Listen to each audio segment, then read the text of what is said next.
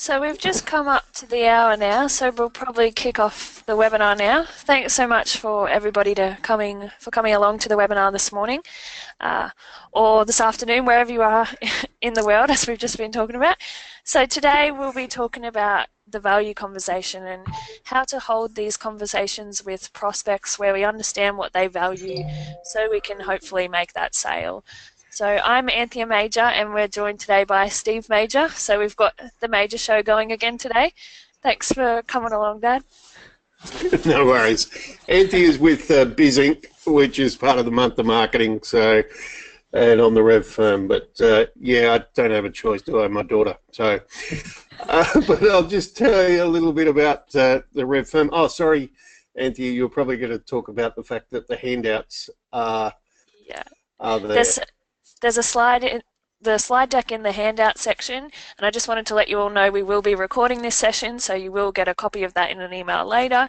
You'll also get in the email the freebie that we promised as part of this webinar, so that's going to be a list of value questions that we'll give to you. So we'll also hold a Q&A session at the end where you can quiz Steve on anything that we've covered during the webinar today. So I guess we can get underway now. Excellent. So just a little bit about the revolutionary firm. It's Mel Power and myself. Some of you may know of Mel through her role with Xero. And my background is as a chartered accountant. I used to run my own practice for a number of years and sold it coming up 10 years ago now, and since then I've been working with accountants and bookkeepers to help transform their business. And Mel and I teamed up about 12 months ago to create the revolutionary firm to capitalise on both our different skill sets of helping people with pricing, helping people with the aspect of expanding their business and growing their business, achieving the goals that they are wanting to achieve out of it. So what we're going to cover today in the this topic about the value conversation is, well, firstly, what it is, what do we mean, then when do we have it, what questions do you ask, and then we'll talk a little bit about communicating the value of what you do. There'll be a few other things that we're going through in the as we go through. So, and as Anthea said, there will be a question time at the end, but more than happy if you want to throw questions as we go. And if we can, I'll try to deal with it as we are going along, but alternatively, we'll do it at the end. So, but more than happy to throw your questions in as you think of them. So, firstly, I just want to talk about a concept of pricing power. It is the ability to command the prices you deserve for the value you create. Pricing power is actually a technical economic term, and it's about the strength of a company. If its prices are set by its competition, then it obviously doesn't have pricing power. If it's a commodity product, it's set purely by supply and demand. We in the accounting industry have a phenomenal opportunity because we are a relationship business, because we can so easily differentiate ourselves if we put our mind to it, and that's been some of the other webinars in this month of marketing series Biz Inc. and Rev Firm have done, is about that key point of differentiating ourselves, that then we're in that position to be able to command the price we deserve. But the important second or that third line that you see on screen is the real key of this for the value you create. And so it's not just about trying to work out how to manipulate using psychology or whatever on price and the 52 closes in sales. It's about understanding what is of value to the client and then understanding how we can create and deliver value. That's the core of what we're about. So just quickly on pricing, and for those of you who came to the last month of marketing webinar that I did, we went through some of these pricing approaches. The old hourly billable, which has got obviously nothing to do with value. The fixed, which is usually just putting the hourly billable and determining a price purely off that. And then finally, a value-based price, which is obviously, it's fixed in nature, but it's not based on time. Now, what we're going to talk about today about the value conversation is purely so that we can head towards a value price. We want to get above just a fixed price. Based on time, we want to be able to connect with the customer and base everything on value. So it's a little bit of a different mindset that is involved in this, because no longer are we just looking at, it takes X hours or weeks or whatever to do the job. It's thinking about what is the value, what do our customers value, and then what is the value that we can deliver. So it's a totally different mindset of just thinking of the time and the technical aspects of our services. It's about connecting it to the value that we are delivering. And I suppose it's that key point that what we're talking about here is this connection. It's about everything being based on value, and therefore that's how we're going to connect with our customer. We'll talk about how to demonstrate your expertise and connect based purely on the value. Because at the end of the day, we are a relationship business. It is a value exchange. We might think of some of what we do, for the bookkeepers in Australia, the BAS agents, for the tax agents, tax returns, for in Canada and New Zealand, the respective tax obligations. We could say they're just core compliance and necessary. Business owners don't really want to have to purchase these, but we're so much more than just about that. And even those services, there is still a value exchange. The clients who want the peace of mind to know that everything is up to date, lodged properly, correctly, done in accordance with the respective compliance obligations. The value is more than just the fact that the job's done. The value is that it's been done properly, the peace of mind. So, though of course as accountants and bookkeepers we're so much more than just that as well. Now the big thing that we're going to, when we get into the value conversation, is too often we want to get started. If a prospect has rung us, or even a current client, and the change of scope, we just want to get to work. We want to get the job done and get going, get underway. But what we're going to talk about today is actually going to slow the process down. And an immediate objection I have to that is that, well, how does that scale? And the reality is, if we invest the time up front to having these value conversations, we are going to connect at a much higher level. We're going to be able to offer much more services to our client, and also we're going to go back to that early point that I made. We'll be able to command the prices you deserve. That means that the investment is massively worthwhile, because we'll be able to achieve a higher price point. And that's the key, the essence of all this, is that we'll be able to drive the value exchange here. But we need to not just get in and get going with the work, which will lead to a lower price and probably lead to not as much work.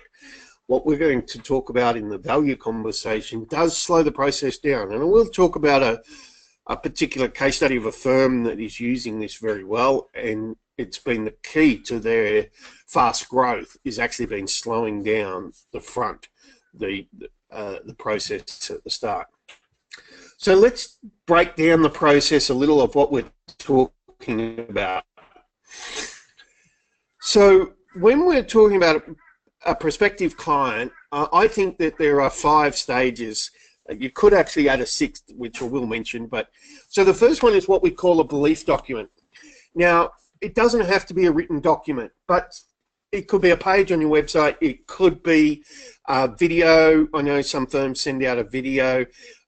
It doesn't have to be a written document. But in other words, it sets up the expectations. If somebody has wants to know more about you. Maybe they've checked you out, looked at your website, heard you speak at some event, whatever it might be, and they want to know more about you and potentially look at using your services. The first thing that should happen is that you send out this document to them, whether it's a physical document, whatever. But in essence, in the belief document, it sets up the expectations that they know that who you work with, what type of services. They know that you price potentially either upfront or monthly, and it's by periodic debits. You know, all those sort of things are talked about. So if a person doesn't want to deal with you, you already cut that out. You don't have to waste the next stage. It's another topic to go into how to design all those, but that's for another webinar series. The next part is then we have a value conversation, which is all about understanding what is of value to them. Then armed with that, we can look at demonstrating how we could assist them. Then number 4 is we put together a proposal, and number 5 is gain the commitment. In upcoming session in this month marketing series, we will be going through the proposal. That's the next webinar that I do in this stream. So is on the proposals. Sometimes people combine the demonstrate expertise and the proposal together, but in a little while I'll talk about a firm who actually makes number 2, number 3, and number 4. They make that 3 separate meetings. Talk about slowing the process down. But that's the overall process of what we're wanting to talk about to a prospective customer. Now, we can use this for a current customer if we want to go back and transition them, say, over to packages, transition them onto advisory work, is that we can, okay, we don't have to do the belief document because they already know they'll work with us, but we can actually have a value conversation. Make a time, book a time and have a value conversation, and then you can go, right, well, based off that, I'll come back to you, show how we can actually assist. It's not selling, it's understanding. So before we get into what is a value conversation, let's deal with what it is not. And it is not you talking about your services. It is not you talking about your services. It is about you talking and understanding what is going on in their world, understanding what is important to them before you can then determine how you can assist. You need to understand their perspective. So it's not about selling, it is about understanding. It's about diagnosing before prescribing. We're used to it in the medical field. We need to have the same attitude of the diagnose first before prescribing.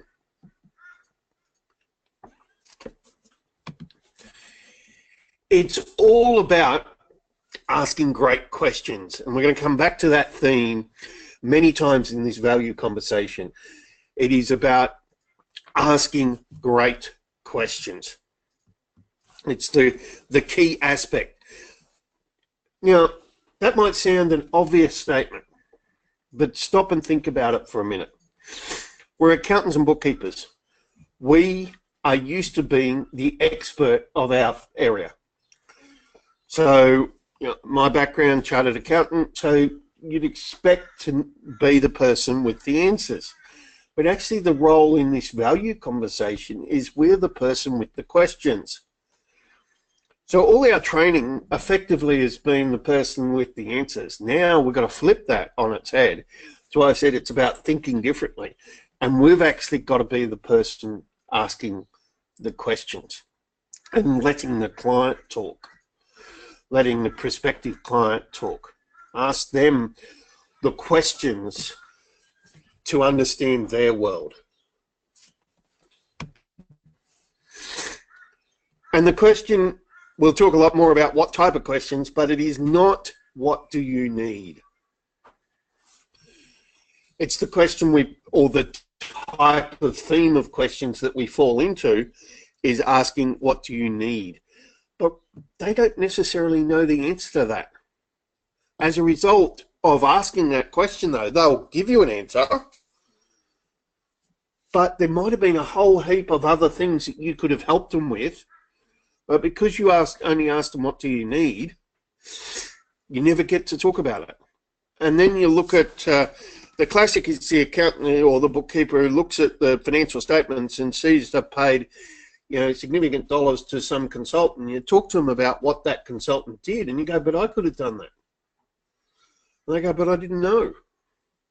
And it all comes back to this understanding from the value conversation point of view, what is happening in their world. So the theme of questions that we need to be asking is, what are you trying to accomplish? We're going to spend more time on these questions, but it's that theme of understanding what they're trying to do, where they're trying to take their business, what's important. So let's start drilling down into how to understand value. There's 3 aspects to value. You could probably say there's 33, but let's just categorize it as 3 for the sake. Now, the middle one is jobs. What are the customers wanting to get done? Now, we've still got to know that. But it's not just limited to our core accounting or bookkeeping services here. So, for instance, they might need their monthly financial statements by a certain date of every month. So that's a deliverable that they need, but you need to know why that is. It could be, for instance, that they have obligations to their bank, that they therefore have to give the monthly or quarterly statements to the bank. It could be that they have a internal meeting where they sit down and go through the numbers. It could be that they just want it because they think it's the right thing, but they don't really know why. So it's not just about, in understanding this, it's not just about knowing exactly what deliverable they want, but the why they want it as well. Why is that of importance to them? So we've still, we're not avoiding in understanding value what they actually need, and need in a specific sense. So they want some help with cash flow, for argument's sake, but what exactly is that deliverable? Do they want you to, the bookkeepers there to do accounts receivable management, or is it something slightly different? Is it simply updated cash flow forecast each month or quarter? So there's a certain set of jobs that we need to ask. The next one is pain, though. This is where we're starting to drill into what is of real value to them. So what are the problems in their business? What's keeping them up at night? What are the implications of those problems? What are the obstacles they're facing? What are the cost of those problems? So we need to drill into, now some of the problems that they've got in their business may be well outside of the scope of what we can do and what we want to do, and that's okay. But it's at least we've taken the time to understand what is happening in their world. But we're also understanding how that problem looks. So at first instance, like the doctor, we will talk about the symptom. We will talk about that, we've got a headache or whatever, but that doesn't know anything. There'll be follow-up questions the doctor asks about the headache, so to speak. Same with a small business owner here. They'll say maybe their problem is cash flow. But we all know that cash flow has probably 50 different meanings. So we need to get down to the next layer underneath of what really does that, well, how does that look? And it could be that their accounts receivable processes are not in order. It could be that they're growing too fast. There could be a whole host of things that are the next layer under. So when we're asking questions to understand what is of value, we need to drill down to get to the next layer. Now, the next category that we need to be talking to them about is success. Now, it is not the automatic opposite of pain. You know, they say that their pain is cash flow. Success might not necessarily just be good cash flow. It might be that I'm in the financial position that I don't have to work 80 hours a week. I can only work, only need to work 30, 40 hours a week and still have the standard of living that I want. It's all cash flow impacted, but it's said in a different way. And we need to understand the language they talk, because when we come to put together our proposal and our packages, we need to make certain we're connecting to what is of value and how they measure success. So success is what desired results they want. Where do they want their business to go? What outcomes, what gains do they want? What opportunities do they want to take advantage of?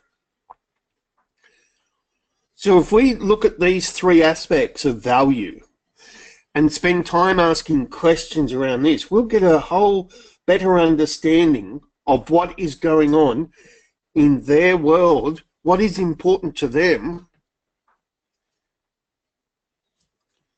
to be able to then be able to know, well, how can we assist?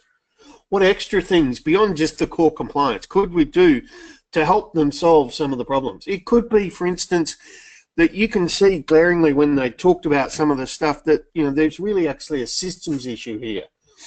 So you can suddenly start adding in one of your packages then about how you could work to, improve some of the accounting or other operational systems that might be in your skill set.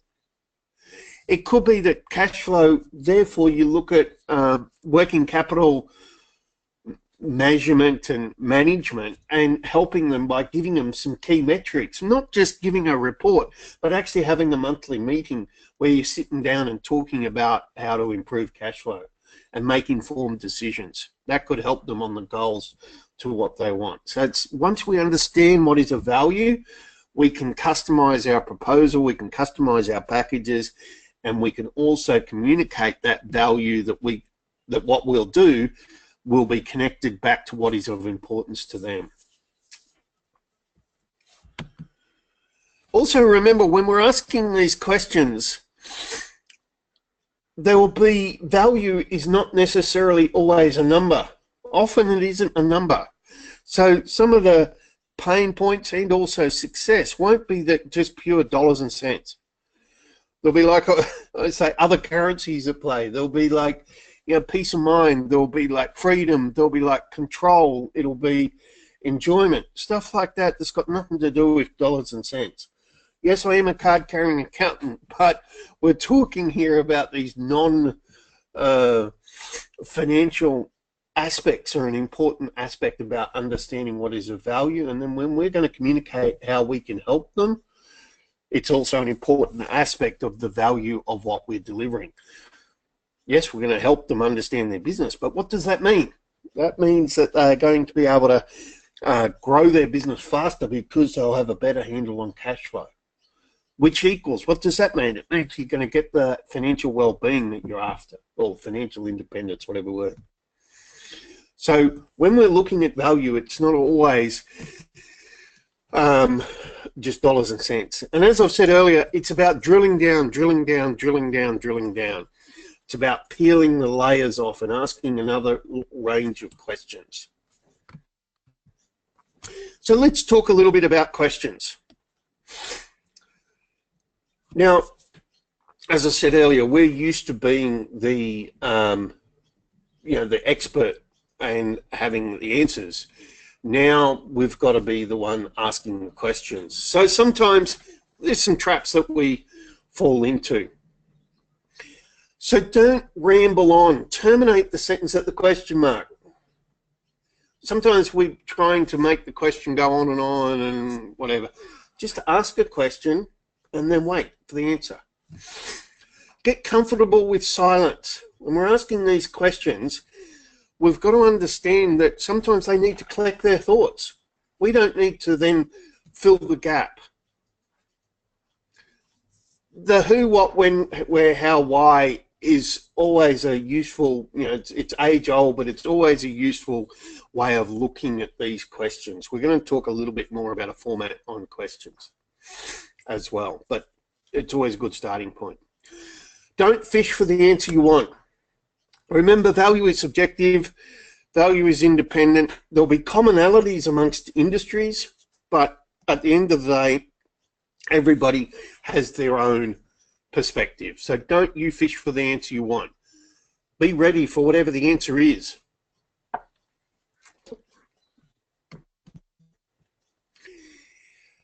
A classic. If you don't understand the answer, ask a follow-up. You can be nice about that, but look, I often have used this might sound a dumb question, but just help me.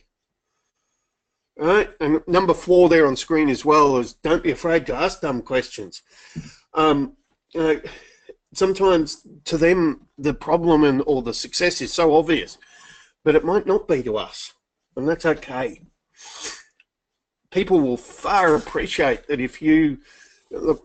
Can you just clarify that a little further and ask a follow-up question? Sometimes you'll get non-answers. And if that's the case, approach it from a different angle, because sometimes it might be that they don't know, or it might be they really don't want to talk about it. It's one of those elephant in the room problems. But it's appropriate sometimes to come at it from a different angle.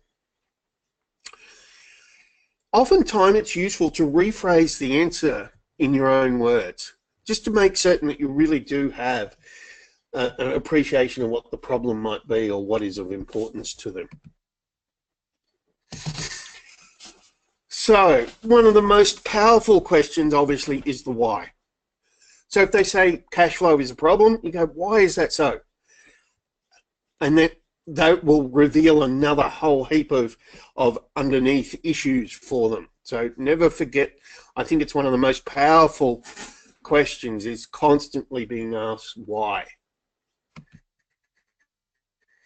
The next one is how. So how does, cash flow is a problem. How do you see that?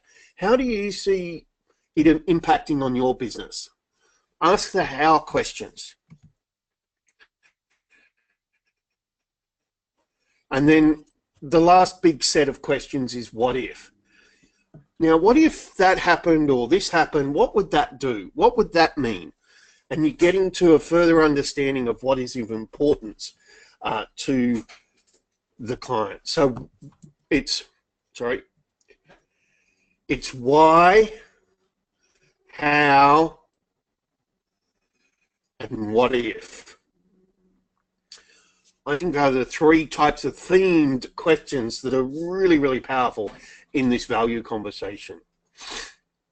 And we don't know necessarily where the answer is going to take us, but we need to be constantly asking those type of questions to peel to the next layer. Because at the end of the day, clients want value. We want value of what we're purchasing, and our clients wanting value from utilizing our services. So we're all built the same on that.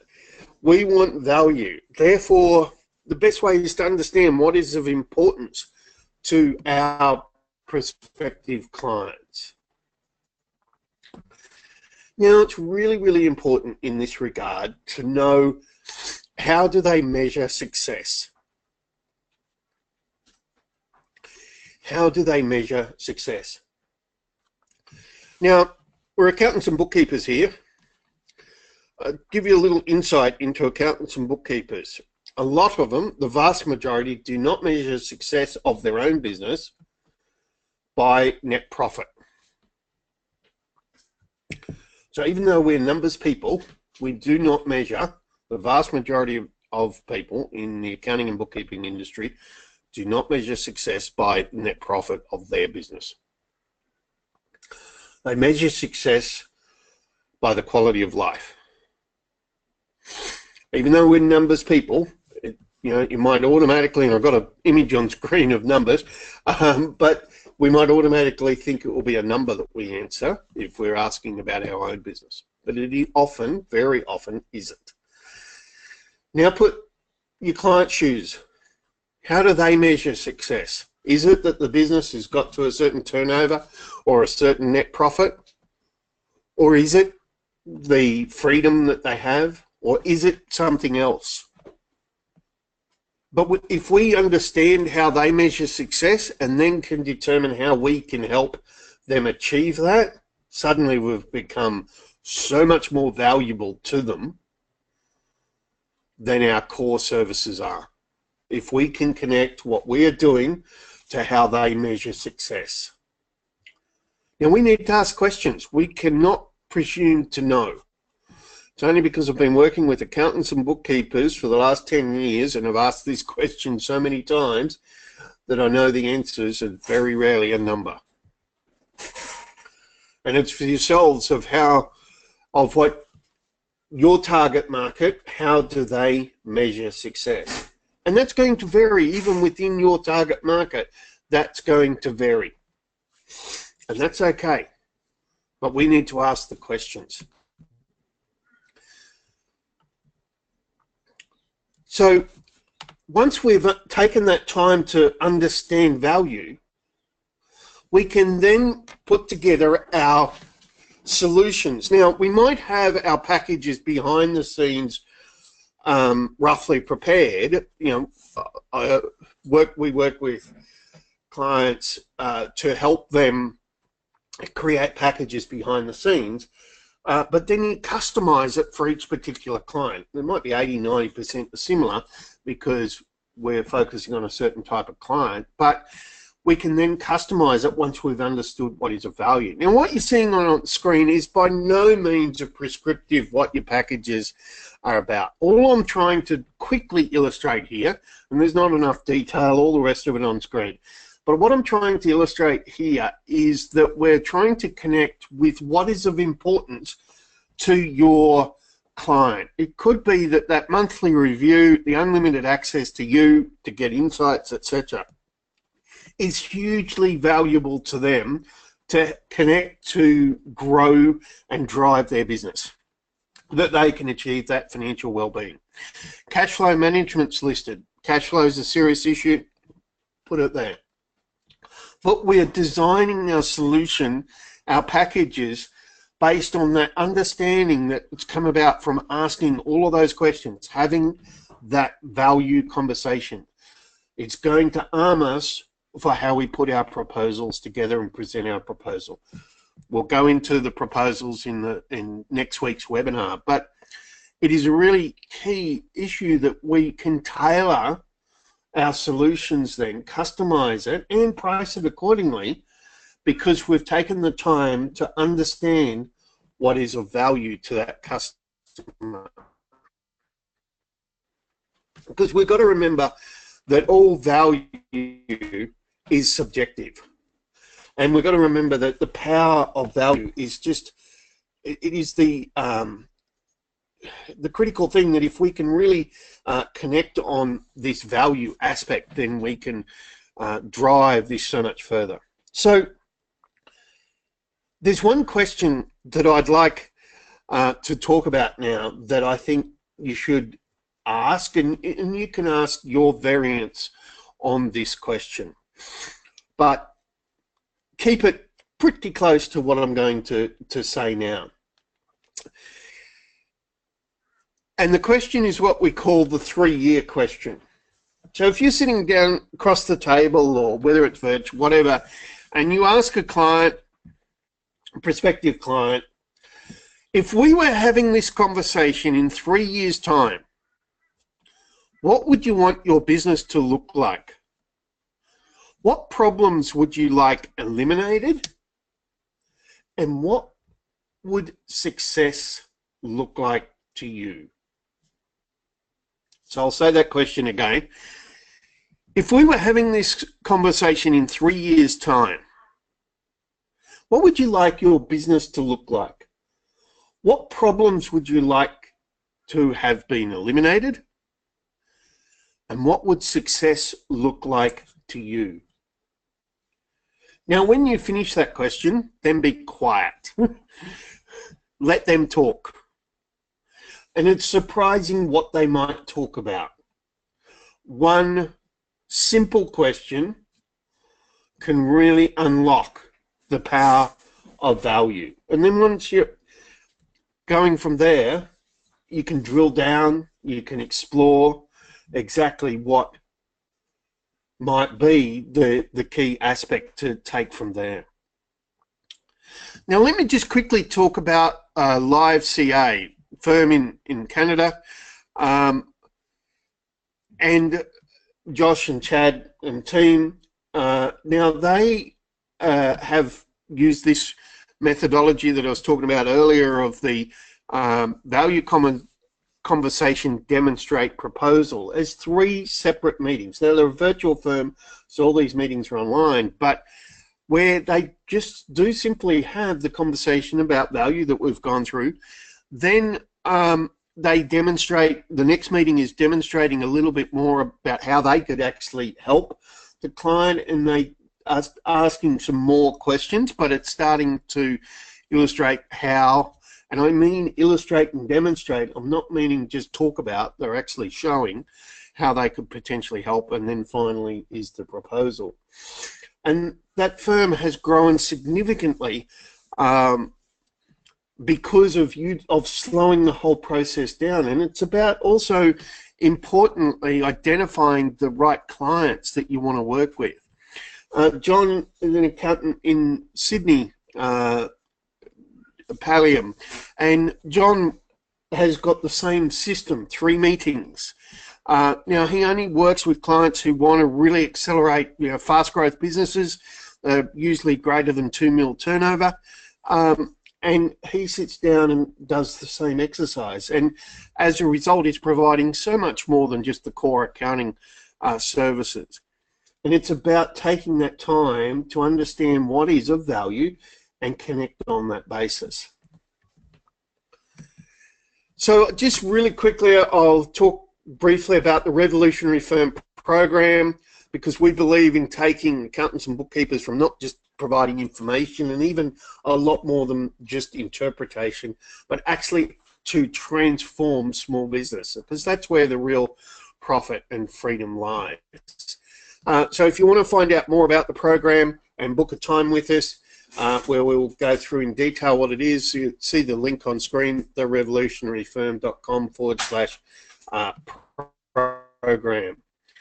Because at the end of the day, by slowing this process down and connecting with the right customers and being able to identify with value, you're going to be able to create a business that you have the freedom and impact that you want.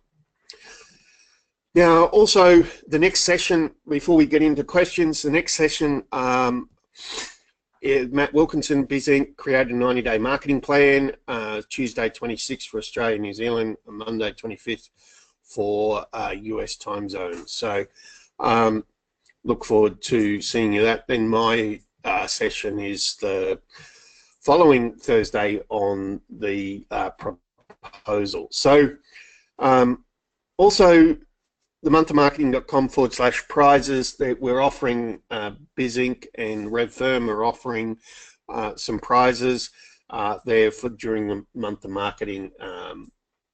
A person will get, a firm will get free access to the RevFirm program for 12 months. That's the major prize from the Revolutionary Firm, and a website upgrade major prize from BizInc. So please go over there and have a look at that as well. But hopefully we've covered off just how important value is, and having a value conversation. You can have these value conversations to current clients as well. It might be a reset, an ability to reset and deal with taking the client through to more involved services. But I see a few questions come in, but please, any more questions, throw them in the question box. But Anthea, let's get into the questions. Yeah, great, thanks. So we have a few questions come through, but as you said, put them in the questions window if you got any more. So we'll kick it off with a question from Joe. Is there any differences between holding these online or face-to-face, these conversations? So I mentioned LiveCA, and they do all theirs, or vast majority of theirs online. And I mentioned John in Sydney, and he does all of his face-to-face. So the short answer is you can do it either or. I think if you do it online, I think it's really powerful if you can have webcam. So I think, there's a lot of virtual firms now, and that's fantastic. But I think to just add that little touch to it, I think the webcam makes it a little more personal. But look, it can be done just through telephone call. It doesn't even have to be using the technology of Skype or Zoom or GoToMeeting, where we can use our webcams. But I think we can definitely do it online. Are there some differences? Usually the only difference is online we're a little quicker than face-to-face, but that's neither here nor there really. All I'd probably say is just add a little bit of that personal touch with doing the webcam if it's possible. Okay, so a little bit of a similar question. Sarah doesn't have an office, she works from home. What's the best place to meet up, either on their premises or a cafe? She's wondering, does a cafe make her look unprofessional? I don't think so. We're so used to, in Australia, there's the coffee club chain. I know some of you listening are in New Zealand, and well, actually, Coffee Club are now in New Zealand, and some are in BC, where you've got Tim Hortons and others. But there's a coffee club chain, and they've been able to really, in their marketing, the place where we meet, and it's sort of like become the third place, so to speak, of business. And I think business has changed dramatically, where having a business meeting at a coffee club is no longer, at a coffee shop, so to speak, is no longer looked down on. It might have been 20 years ago, might have even been 10 years ago, but I don't believe it does now. I think there are so many advantages for Sarah working at home or virtually or in a home office, and the fact that it has to have some of those meetings in coffee shops as opposed to paying the costs of renting commercial premises, I think it won't have. And if any business owner is really turned off by that, I wonder if that's the right client for your type of business. I appreciate a number of you listening. I know a couple that are online. They have offices and the rest, and there'll be different types of clients. But sometimes also in the value conversation, particularly us accountants are atrocious at this. We love every client coming to us.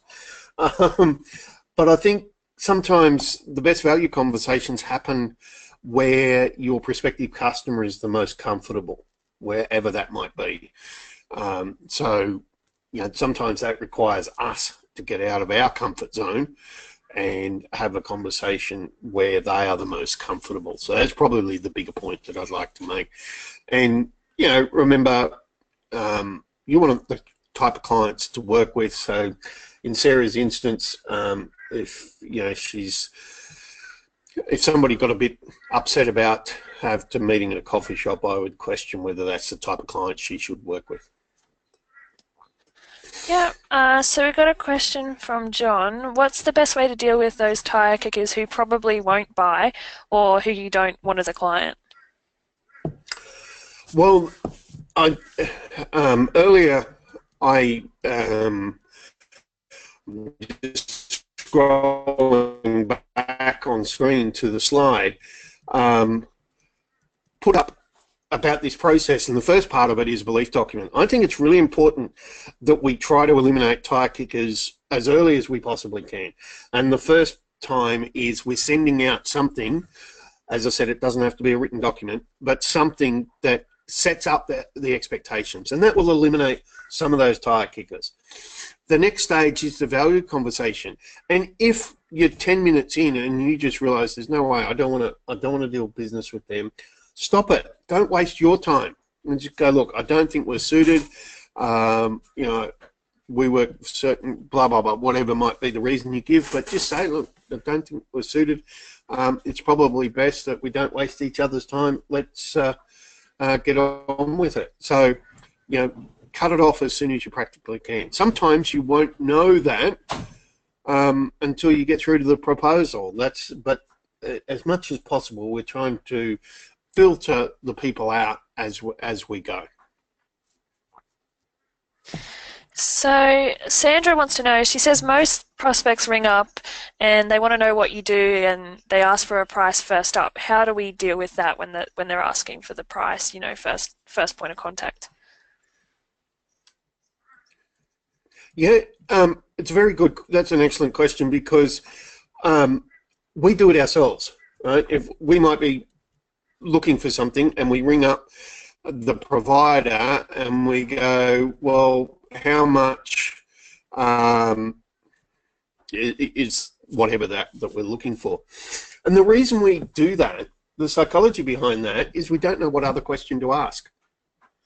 So our clients or prospective clients are in the same boat. They don't necessarily know what questions they should ask of an accountant or a bookkeeper. So they ask the obvious. What can you do and what price? So we need to go, look, the answer to that is this. Thanks. I can't even remember the name of the person who asked the question, but thank you. Before I can put together a proposal and detail our price, I need to understand a little bit more of your business situation. Would you mind if I asked a few questions? Or would you mind if we organised a time to catch up where I can gain a better understanding of your business? And going back to that previous question about filtering out clients, filtering out tire kickers, if the person says, no, I just want to know what it is, well, again, that might be a huge red flag that you don't want to work with them. So, but 9 out of 10 people go, yeah, sure. Yeah. And then you've taken it straight away off answering on price, you've taken it straight over to answering on value and being able to drill down and have that value conversation. So Kelly wants to know if she should set a time limit for meetings. That's an excellent question as well. Oftentimes I set a time limit. I think it's a good idea, but sometimes be flexible. That it's, if you need to, if the conversation keeps going, you be willing to keep it going. But oftentimes 45 minutes, an hour max is more than enough. Just be serious about asking questions. Don't let there be 20 minutes of idle chit chat. Get into understanding the business. Yeah. So how does this work for existing clients? So you slightly alter it because you've already got a relationship, but you can preempt it by going, look, client name X, you've been working together for ages, but I really would like to sit down and just have a chat about your business and really gain a better understanding. I know we have been working together, but would you mind if we just talked a little further about really where you want the business to go? And look at it in a positive, where do you want the business to go type sense, asking about their goals. And then you can come back to what are the problems. But ask first of existing customers, where do you want the business to go? That future looking, what they want to do. So you're looking at it in a positive sense. You did just briefly touch on this before, but Mark was just asking that prospective clients might not be open to a value conversation in the first instance. How do you deal with that? It's very rare that they are not open to it, but there is occasionally. And my question is, I would be questioning that person who isn't, whether that's somebody you want to deal with. But I appreciate, as an accountant and bookkeepers, we're dealing with people's financial well-being, which, after their health is the most important thing. And when people are fit and healthy, then the money becomes the most important thing in their life. So we are dealing with them, some of the sensitive areas, shall we say. So we need to attack it with that appropriate manner. But explaining that to be able to provide a better service to them and to be able to determine how you can help, that the way to do that is to understand their business further. 9 out of 10 people, 99 out of 100 people will be open to when you explain it in that context. So I've got one question that I can see here from Jason. Should I do a sales pitch or just kind of talk to the person? Talk to the person. Talk to the person. Please don't do a sales pitch. It's about understanding. It's about diagnosing first, not prescribing first. And if we feel as a prospective customer that our accountant, our bookkeeper really understands us, we're going to place far more value on them. So it's about, most often reason why people change provider is lack of communication. And it starts from the very beginning of the relationship. If we've taken the time to have the conversation and understand their view of the world, their problems, then once we've done the diagnosis, then we can put the proposal together.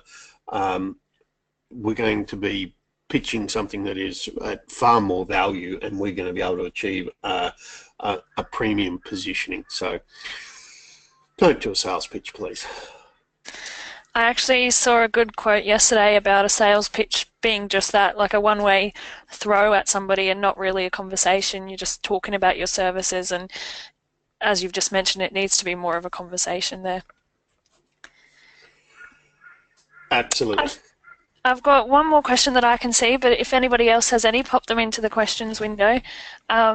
Sally's just wondering if she's a bit, she doesn't really feel comfortable with these sales meetings and maybe a bit awkward. What would you recommend? Just practicing, or any resources she can go to? I think most of us accountants and bookkeepers are by nature not salespeople. We're not the glitzy salespeople, and thus sometimes these conversations aren't the easiest conversations for us to have. But I think if practice is definitely the key. I think we always will get better as we do more of these. But keep thinking of it as understanding their view of the world. That you're not selling, you're just taking the time to understand their view of the world. I think it's our own mental barrier to get over that we can send out and go from there. The fact that we are taking that time, it's not selling, it's understanding, and hopefully that perspective. Now, you mentioned resources. I will send a couple of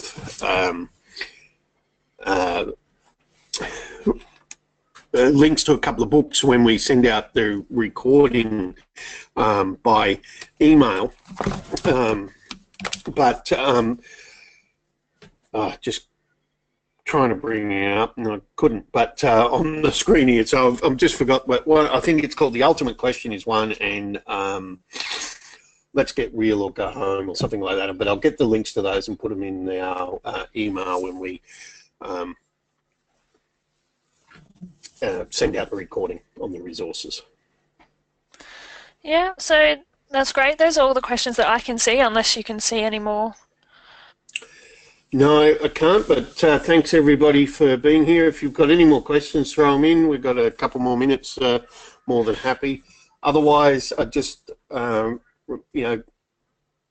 wants to find out more about the Revolutionary Firm, go to therevolutionaryfirm.com/program, book a time to have a chat with us. Also, check out monthofmarketing.com, the other events that are on, and also the prizes that are available if you want to enter. So thank you once again, everybody, for being part of Month of Marketing. I'll just quickly mention our session tomorrow is Q&A with David Cristello of Jetpack Workflow. So Steve will be on there as well, and we'll also have Matt from BizInc, and we'll be quizzing David about all things efficient marketing and workflow marketing tech. So don't miss that one. You can head to monthofmarketing.com to find out all the details there. But I think that's all the questions. So thanks everyone for coming along today, and we'll see you in the next session. Excellent.